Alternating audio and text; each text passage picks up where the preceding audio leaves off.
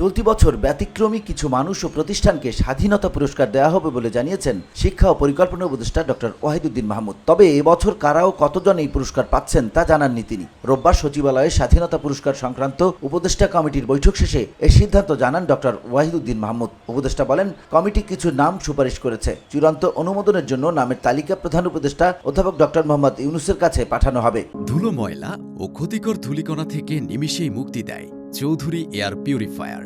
এর শক্তিশালী সাকশন ঘরের কোনায় কোনায় লুকিয়ে থাকা সকল ধুলা টেনে ফিল্টার করে এবং বের করে আনে নির্মল ও স্বাস্থ্যকর হাওয়া। স্বাধীনতা পুরস্কার কাদেরকে দেওয়া হবে সেটা মনোনয়ন করেছি। জীবনব্যাপী বাংলাদেশের জন্য যারা অবদান রেখেছেন বা নতুন একটা কিছু তৈরি করেছেন, যেটা ধারাবাহিকতা এখনও চলছে।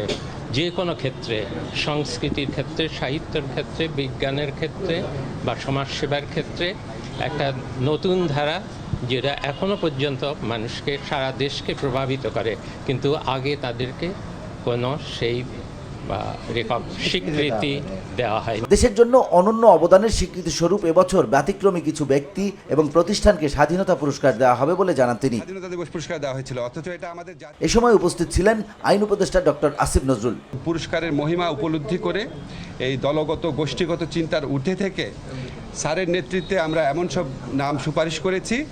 আপনারা 21 পুরস্কারে দেখে আপনারা খুশি হয়েছিলেন, এই পুরস্কার দেখেও আপনারা আরো খুশি হবেন। BOD Bangla news desk. মনে হবে যে পুরস্কার দিতে পেরে আমরা নিজেরা ধন্য হয়েছি।